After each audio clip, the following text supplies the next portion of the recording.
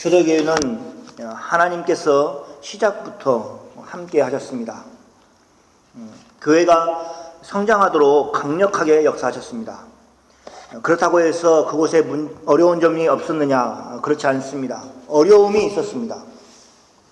이미 사도들은 복음을 전하다가 옥에 갇히게 된 사건이 있습니다. 하나님께서 교회의 지도자로 또 일꾼으로 세운 사도들이 옥에 갇혔다는 것은 교회에게 큰 위기였습니다. 그래서 다른 본문에서 보면 이 사도들을 위해서 교회가 함께 기도하였다 이렇게 이야기하고 있습니다. 하나님께서 사도들을 통해서 유대 지도자들 앞에 또 종교 지도자들 앞에 그들을 세워놓고 예수님을 전하도록 하였습니다.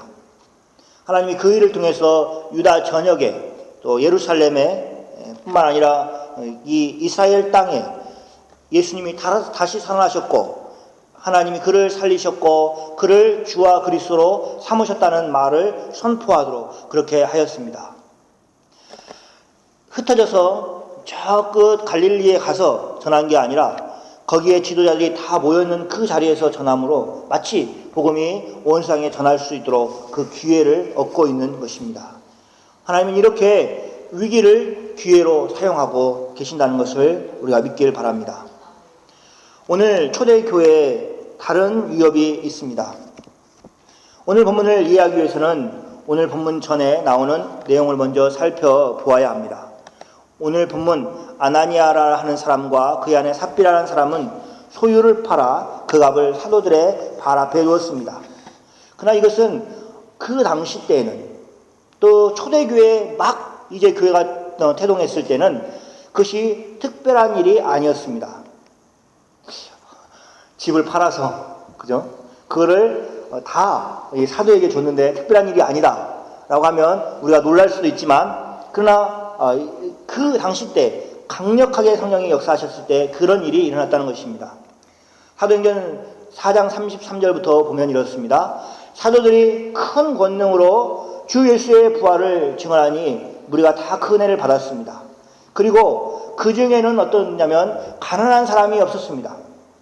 그렇게 가난한 사람이 없었던 이유는 뭐냐면 밭과 집이 있는 자들이 그것을 팔아가지고 그 판 값을 가져다가 사도들의 발 앞에 두었습니다.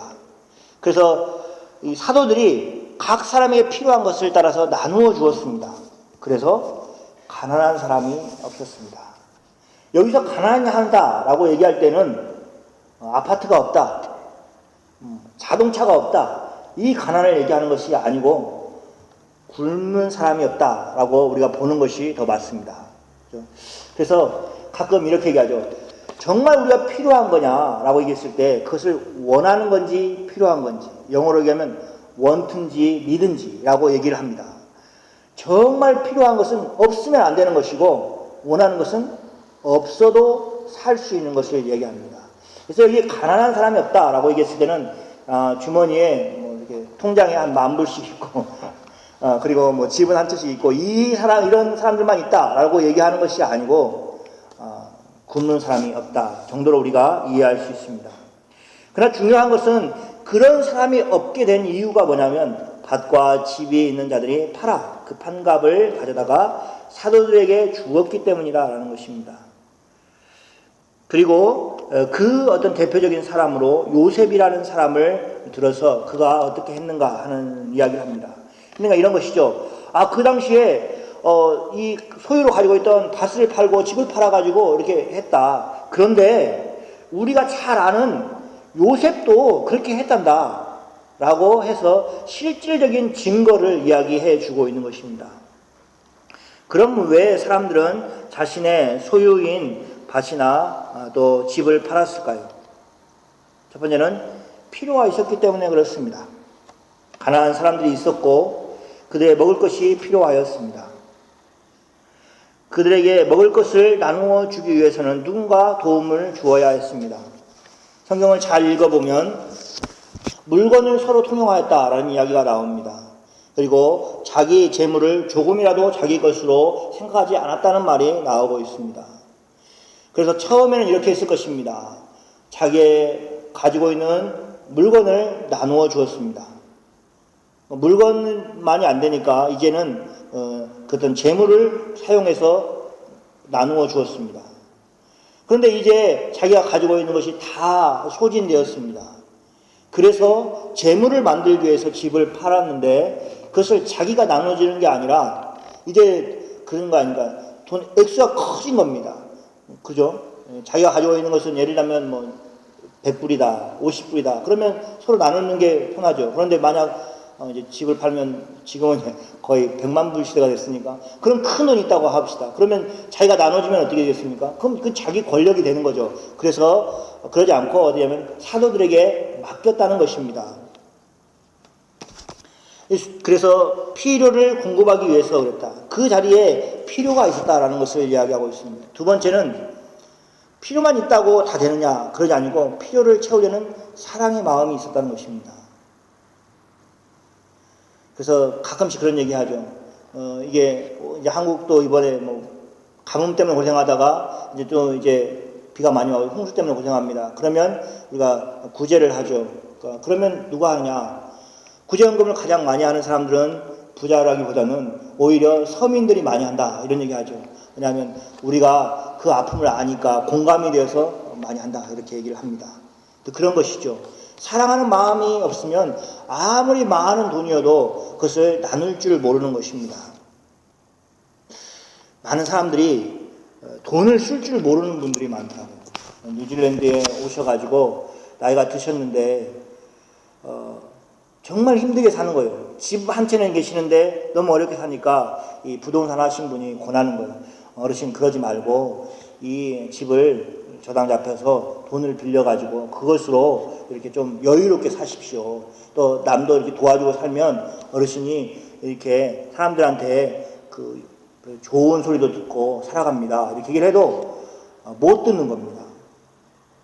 사랑하는 마음이 있어야 도울 수 있는 겁니다. 사랑하는 마음이 있으면 내가 저 사람을 어떻게 도울까 하고 궁리를 해서 자기 것을 가지고 도우려고 노력을 하다 보면 도울 수 있는 겁니다. 우리가 서로 필요를 채워주는 공동체라고 얘기를 했을 때 그 공동체는 서로 필요를 채워준다라고 생각하면 우리는 어떤 생각을 가지고 있냐면 내가 하나 주고 저 사람이 내가 없는 거 하나 주고 이 그림을 많이 그립니다. 우리 서로 돕는 사이야 라고 얘기하면 어떻게 하면 서로 도우니까 내가 주면은 저 사람도 주고 하는 그림을 그립니다. 그러나 현실의 세계에서는 그런 관계뿐만 아니라 일방적으로 주고 사는 관계가 있습니다. 그런데 그것을 비정상적인 교제라고 생각하면 그때부터는 우리가 정말로 사랑을 나눠줄 수 있는 그런 관계를 깨트리는 것입니다. 이상적인 공동체는 필요가 없는 공동체가 아니라 필요를 공급해 주면서 서로 사랑을 표현하는 공동체라는 생각을 가져야 됩니다. 심지어 하나님께서 오순절 성령의 역사를 통해서 이루어진 그 교회도 필요가 있었다는 것입니다. 그리고 그 필요를 다른 사람들이 서로 도와줌으로 해결하고 있는 모습이기 때문에 우리가 초대교회를 이상적인 교회의 모습이다, 이렇게 얘기하는 것입니다. 교회는 전통적으로 구제에 대해서 중요하게 생각했습니다. 해외 선교를 하는 가운데 우리는 많은 구제를 하고 있고 그것이 복음 전파에 아주 중요한 밀접한 관계를 가지고 있다는 것을 압니다. 우리는 굶주림에 대해서 잘 상상을 못하는 시대를 살고 있습니다. 일부러 건강을 위해서 굶는 것은 있지만 먹을 것이 없어서 몇 날을 굶는 사람들은 이제 극히 드물어졌습니다. 우리가 상상은 하죠. 그러나 그것은 채울했다라고 직접 느끼는 것은 아니라는 것입니다. 절대 빈곤 속에 살고 있는 사람들이 건강하게 오래 살겠다라고 하는 일반적인 사람들이 생각하는 것과는 생각하고 있는 생각과 얼마나 큰 차이로 삶을 살고 있는가 하고 우리가 생각을 해야 됩니다. 북한에 있는 사람들이 그렇고 내전을 겪고 있는 나라들이 그렇습니다. 하나님은 예수 그리스도를 통해서 생명의 풍성함을 우리에게 주셨습니다. 그래서 여전히 굶고 있다는 것은 그 풍성함과 아주 배치되는 삶을 살고 있는 것이다 라는 것을 우리가 꼭 기억해야 됩니다. 교회 공동체는 일찍 그 일에 눈을 떴습니다. 그것은 현장의 필요를 위해서 이루어진 것입니다. 그래서 유대인들은 집을 또 땅을 팔아서 그 일을 하였습니다. 그런데 이 행동들이 유대인들에게는 아주 특별한 의미가 하나 더 있습니다. 이스라엘 사람들은 부동산에 대해서 어떻게 생각을 하는 것일까? 이것에 대해서 살펴보겠습니다. 하나님은 아브라함을 부르셨습니다. 그리고 아브라함에게 약속을 하십니다. 나이 많은 아브라함에게 이제 네가 아들을 낳을 것이다. 이렇게 얘기를 하십니다. 그것도 믿어지기 어렵지만 하나님께서 또 하나의 약속을 하시죠. 뭡니까? 내가 선 땅을 내가 너와 내 자손에게 주시겠다는 이야기를 합니다. 그것이 우리가 아는 가나안 땅입니다. 우리가 가나안 땅 이렇게 얘기하니까 어떤 느낌이냐면 그냥 아파트 한 채 같은 느낌을 여러분이 받을 수도 있습니다. 제가 가끔씩 얘기하는데 섬에 한 번도 안 갔을 때는 정말로 그런 줄 알았습니다. 자기 마당 문을 열고 공을 뻥 차면 바닷가로에 공이 떨어지는 걸로 생각을 했습니다. 근데 이제 처음 대학교 때 친구를 따라서 그 섬에 갔는데 초등학교가 4개고 중학교 하나라고 하더라고요. 그래서 한참 배에서 내려가지고 들어가는데 한 30분 정도 들어가니까 자기 집이 나오더라고요. 가나안 땅은 강원도 정도의 땅입니다. 우리는 지금 인공사진을 보고 어떤 일기예보 지도를 보니까 강원도 땅 별로 안 크네 이렇게 하죠. 근데 우리가 만약 걸어본다고 생각을 하십시오. 그러면 엄청나게 큰 땅이겠죠. 나중에 여호수아를 포함한 그 12명의 정탐꾼이 그 땅을 정탐하는데 걸린 시간을 생각해 보면 참 큰 땅이구나 하는 것을 알 수 있습니다. 그러니까 얼마나 이 아브라함에게 마치 나이가 많아서 아들을 낳을 수 있는 희망이 있을까 하는 것처럼 내가 과연 그 땅을 얻을 수 있을까 하는 그 희망도 정말로 큰 소망을, 큰 믿음을 요구하는 일이었다는 것입니다. 그런데 하나님께서 그 땅을 실질적으로 주셨습니다. 나중에 종살이하는 아브라함의 후손들, 이스라엘 사람들을 불러내셔서 가나안 땅에 그들이 살도록 하십니다. 가나안 땅을 정복하고 첫 번째 여호수아가 한 일은 무엇이냐? 그 땅을 각각 나누어 줬다는 거예요. 지파별로, 가족별로 그렇게 나누어 주었습니다. 그리고 그거를 일컬어 기업이라 이렇게 하였습니다. 그 땅은 팔면은 안 되는 땅이었습니다. 그리고 정말로 경제적으로 어려워가지고 어쩔 수 없이 돈이 필요해가지고 그 땅을 팔았다면 희년이 되었을 때 그 땅을 아무런 조건 없이 돌려주어야만 했습니다. 구약의 수많은 증거들은 하나님이 주신 땅, 그 기업을 반드시 지켜야겠다고 하는 생각들을 가지고 살았던 것을 볼 수 있습니다. 어느 날이었습니다. 아합이라는 왕이 나봇이라는 사람을 찾아왔습니다. 아합 왕이 자신의 궁 옆에 있는 나봇의 포도원을 가지기를 원하였습니다. 그래서 나봇에게 여러 가지 제안을 하죠. 내가 더 좋은 포도원으로 너에게 주겠다. 아니면 내가 그 값을 지불해 주겠다. 이렇게 제안을 합니다. 누가요? 왕이 제안을 했습니다. 그런데 한낱 농부인 나봇이 그 왕의 제안을 거절합니다. 아주 배짱이 크죠. 그러면서 하는 얘기가 이겁니다. 하나님이 금하신 일을 이런 왕이라도 안 됩니다. 이렇게 이야기를 합니다. 그게 결국에 어떻게 됐습니까? 아합의 아내인 이세벨이라는 악한 여인에 의해서 죽음을 당하게 됩니다. 그만큼 기업이라는 것은 중요한 것입니다. 그냥 돈이 많다 이것이 아니라 그것은 조상 대대로 하나님께서 주신 것이고 그리고 그것은 상징적인 의미를 가지고 있는 것입니다. 하나님이 우리의 기업이십니다 라는 그 상징적인 의미를 갖고 있는 것입니다. 그럼 오늘 본문에 아나니아와 삽비라를 포함한 자신의 소유를 판 사람들은 어떻게 그것을 팔게 되었는가 생각할 필요가 있습니다. 빚 때문에 어쩔 수 없이 자신의 소유의 땅을 팔 수밖에 없는 그런 상황이 아닌데도 이 사람들은 땅을 팔았습니다. 자신의 필요에 의해서 판 것이 아니라 다른 사람들을 돕기 위해서, 다른 사람의 필요를 채워주기 위해서 팔았던 것입니다.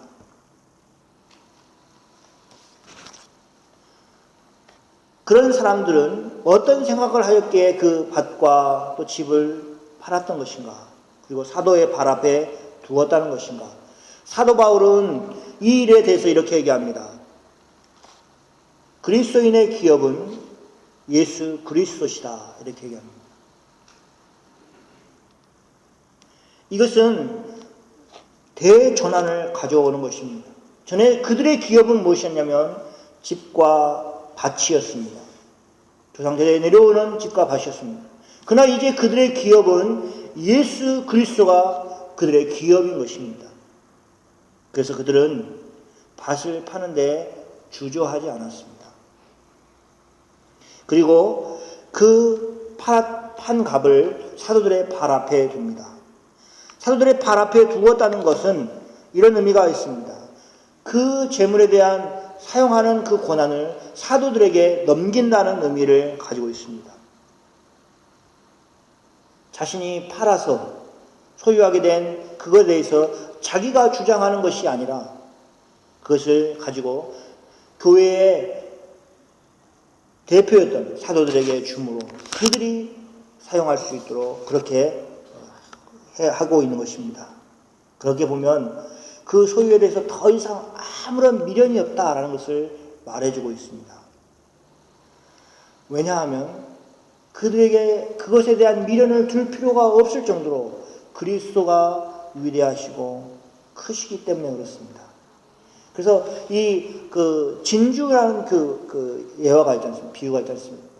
진주 장사가 좋은 진주를 발견하기 위해서 돌아다녔습니다. 그러다가 그 진주를 발견합니다. 그래서 어떻게 하면 당장 가서 자기의 전 재산을 팔았습니다. 거기에는 뭐가 있겠습니까? 밭이 있겠죠. 집이 있을 겁니다. 그리고 그 진주를 샀습니다. 우리의 생각으로는 이해가 안 되는 일이죠. 그러나 그 진주가 바로 예수님이었던 것입니다. 그래서 예수님을 소유하는 것은 그 모든 전에부터 내려왔던 기업을 다 사용해서라도 그 예수 그리스도를 가지겠다라고 하는 그 모습이 그려져 있는 것입니다.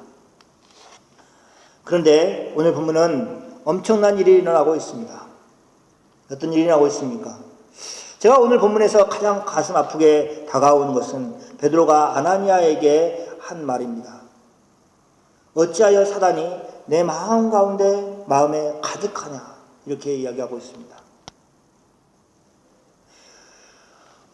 베드로는 이렇게 얘기하지 않고 있죠. 사단이 내 마음 가운데 있다 이렇게 얘기하지 않고 어떻게 하냐면 내 마음 가운데 가득하다 이렇게 얘기하고 있습니다. 그 느낌이 있지 않습니까? 지금 베드로가 안타깝게 여기는 것은 이것입니다. 오순절 성령 강림으로 그 신약의 모든 백성들은 성령 충만한 가운데 있습니다. 다른 말로 하면 그 마음 가운데 성령이 가득하였습니다. 그런데 이 아나니아는 어떠냐면 반대로 사단이 그 마음 가운데 가득한 상태에 있었다는 것을 지적하고 있습니다. 그것이 안타까운 것이죠.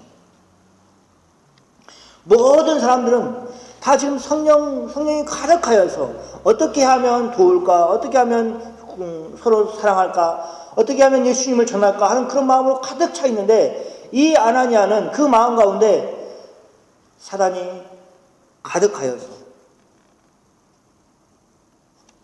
있는 것을 이야기하고 있습니다. 사단이 그 마음 가운데 가득하여서 한 일이 무엇입니까? 성령을 속이는 것입니다. 그리고 그 결과로 그 땅의 값을 얼마를 감추었습니다. 2절에도 이렇게 나오죠. 그 값의 얼마를 감춤에 그 아내도 알았더라. 이렇게 나오고 또 3절에도 그 땅 값을 얼마를 감추었더라. 이렇게 얘기하고 있습니다.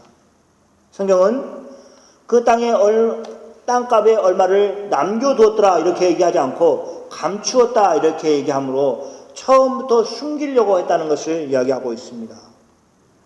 그래서 오늘 이야기는 일부를 냈다, 전체를 냈다 하는 이야기가 아니고 그것을 감추었다는 것에 문제가 있는 것입니다.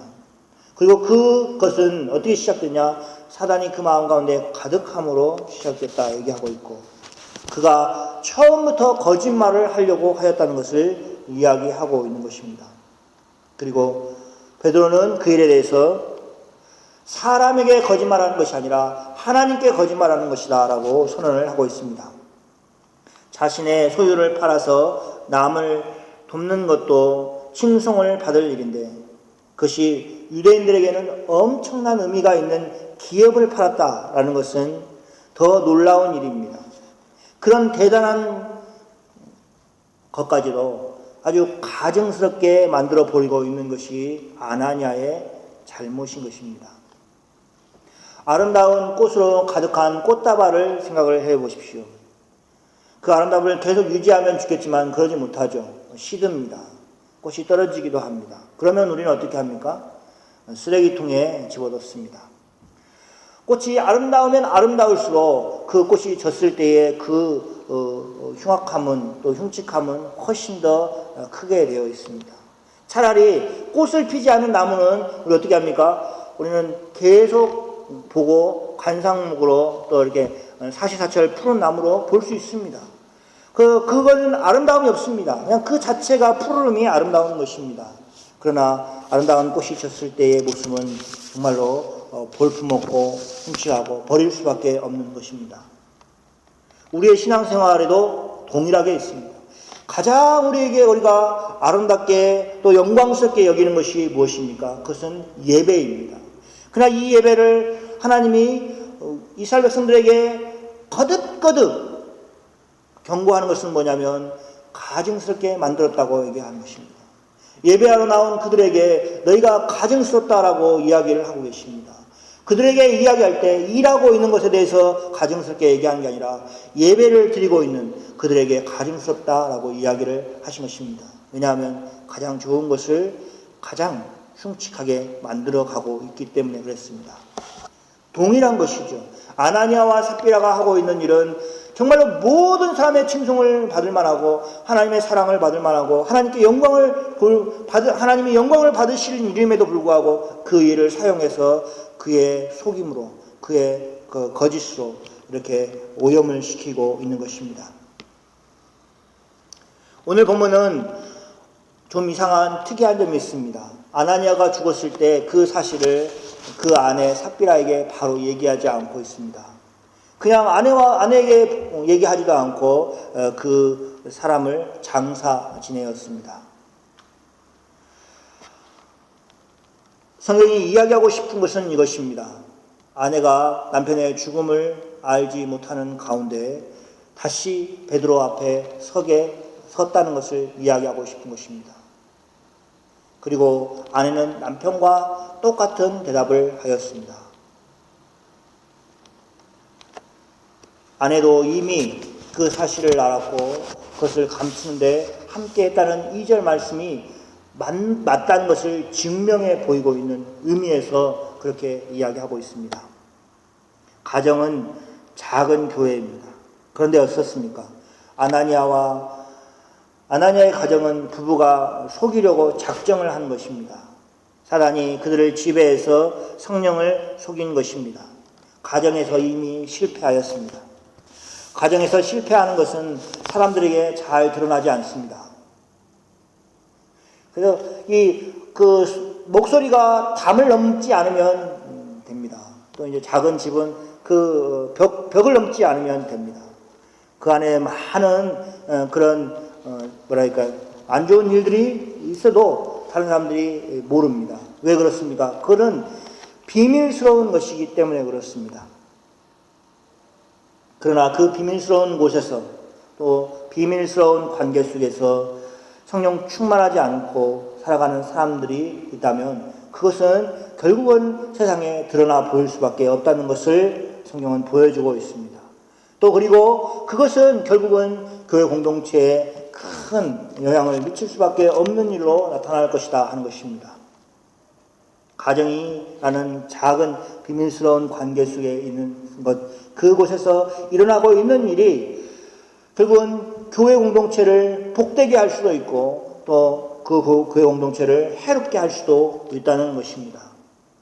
성령 충만한 가운데 서로 섬기는 초대교회 가운데 한 가정이 넘어졌을 때 큰 초대교회 전체가 위협을 당하는 그런 위기 가운데 놓이게 된 것입니다. 만약 베드로 사도가 그 일에 대해서 막아내지 않았다면 그 모습은 교회 전체에 큰 영향을 미쳤을 것입니다. 저는 그들이 어떤 마음으로 그런 일을 저질렀는지 하는 이야기를 하고 싶지 않습니다. 그러나 큰 그림을 본다면 사도들을 포함한 초대교회에게 이 일은 아주 깜짝 놀랄 일이었습니다. 그들은 듣지도 보지도 못하는 상황 속에서 하나님의 은혜를 맛보고 있었습니다. 정말 얼마나 놀랍습니까? 그래서 우리가 가끔씩 꿈꾸지 않습니까? 야, 나도 그 오순절 성령의 역사하심, 또 그 초대교회에 살아보고 싶다, 이런 마음들이 다 있을 정도로 정말 은혜의 도가리 가운데 살고 있었던 사람들입니다. 그런데 한순간에 사람들이 죽어나가고 그것이 결국은 성령을 속이는 일이 일어났다는 것 때문에 깜짝 놀랐을 것입니다. 어떻게 하나님을 속이려고 했다는 것인가 하는 그런 두려운 마음, 놀라운 마음, 어떻게 감히 그런 생각을 했을까 하는 생각들을 가지면서 여러 생각들이 교회 공동체에 있었을 것입니다. 우리는 크게 두 가지를 생각해 보려고 합니다. 첫 번째는 무엇이냐? 교회는 완전하지 않다는 것입니다. 이것을 인정하는 것은 참으로 고통스러운 모습입니다. 우리는 완전하신 하나님에 대해서 세상에 증거합니다. 그리고 우리는 예수님의 사랑은 완전한 사랑이라고 그렇게 믿고 있고 알고 있습니다. 교회가 완전하지 않기 때문에 의미가 없느냐? 그렇지 않습니다. 교회는 여전히 세상 가운데 그리스도의 몸으로 있는 것입니다. 사도 바울이 정말 문제 많은 고린도 교회를 향해서 주님이 핏값으로 사신 교회라고 이야기를 하고 있습니다. 여전히 예수님은 교회의 머리이십니다. 그러니 그 이유를 예수님에게서 찾으려고 한다면 불완전한 교회, 완전하지 못한 그 교회에 대한 해답을 찾지 못할 것입니다. 하나님으로부터도 우리는 찾지 못할 것입니다. 우리를 구원하신 그 구원은 완전한 구원이기 때문에 그렇습니다. 그러면 우리는 어디에서 찾아야 됩니까? 그것은 우리 자신에게서 찾는 것입니다. 죄와 날마다 싸워야 되는 우리 자신, 죄악된 세상 가운데서 날마다 살아야 되는 우리 자신 안에서 교회가 완전하지 못한 이유를 찾아가는 것입니다. 성령 충만하지 않은 우리 자신에게서, 하나님의 말씀에 순종하지 않고 있는 우리 자신에게서 교회가 완전하지 못하다는 것을 깨닫고 또 발견하며 나아가야 됩니다. 아나니아와 삽비라가 대놓고 거짓말을 했습니까? 아닙니다. 그들은 숨겼습니다. 감추었습니다. 그러면 아무런 문제가 없을 것이라고 생각을 했습니다. 사단이 주는 생각이었습니다. 감추고 숨기면 그 문제가 다 무마될 것이라고 생각을 하였습니다. 그러나 그렇지 않다는 것을 보여주고 있습니다. 감추고 숨기고 속이는 것은 결국은 순결해야 된 교회가 무너지는 아주 주된 요인으로 되고 있는 것을 알 수 있습니다. 성령을 의지하지 않은 모든 일은 다 교회에게 해로운 일인 것입니다. 그것을 숨긴다고 숨겨지는 것이 아니기 때문에 그렇습니다. 사단은 교회를 흔들려고 합니다. 그것이 나를 통해서 일어날 수도 있고 내 옆에서 같이 신앙생활하는 어떤 사람에 의해서 일어날 수도 있습니다. 그러나 똑같은 사단의 전략인 것입니다. 그것은 교회를 흔들려고 하는 전략인 것입니다. 사단이 원하는 대로 흔들리면서 삶을 살면 안 됩니다. 하나님이 무엇을 원하시는지 하나님의 말씀을 통해서 분별하는 것이 우리가 해야 될 것입니다. 교회가 완전하다고 외치는 것은 어쩌면 거짓입니다. 그러나 세상 가운데서 교회가 더 완전한 것을 찾아라고 얘기한다면 이 세상에서는 없을 것입니다. 여러분의 가정이, 여러분의 교회가 세상 가운데 더 완전한 곳이 없다는 사실을 믿고 나아가지 않는다면 우리는 어떻게 되냐? 다른 곳에서 찾으려고 할 것입니다. 그러나 그렇지 않습니다. 하나님의 교회는 세상 가운데서 가장 완전한 상태로 하나님이 붙들어주고 계십니다. 여러 요인에 의해서 교회는 계속해서 타락할 조건들을 가지고 있지만 하나님은 성령을 통해서 계속해서 다시 회복하고 다시 일어날 수 있는 힘을 주시는 것이 하나님께서 교회에게 하고 계시는 모습입니다. 그럼 우리는 이대로 살 것인가? 물론 우리는 성령의 충만함을 힘써야 됩니다. 우리가 다니는 교회가 완전해질 수 있도록 힘써야 됩니다. 그것은 어디서부터 시작되냐? 자기 자신으로부터 또 자기 가정으로부터 성령 충만한 가운데 하나님 앞에 온전히 순종하며 사는 것으로부터 시작될 것입니다. 자기 자신을 위해서도 그렇고 가정을 위해서도 교회 공동체를 위해서도 성령 충만함을 위해서 항상 기도해야 됩니다. 그런데 우리가 한 가지 더 생각할 것이 있습니다. 그것은 천상의 예루살렘이 있다는 것입니다. 천상의 완전한 하나님의 교회가 있다는 것입니다. 우리는 그것을 사모하면서 살아야 됩니다. 나를 속썩이는 믿음의 형제들이 있잖아요. 남편이 될 수도 있고 또 배우자가 될 수도 있고 그럴 때 우리는 이렇게 합니다. 천국에서는 이런 모습으로 우리가 살지는 않을 거야 하고 이렇게 꿈을 꿔야 됩니다. 그것은 완벽한 곳이기 때문에 그렇습니다.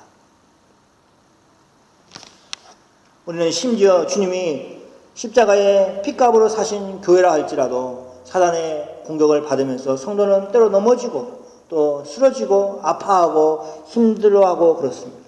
그러나 그런 일은 천국에서는 이제 다 끝난다고 그렇게 성경은 이야기하고 있습니다.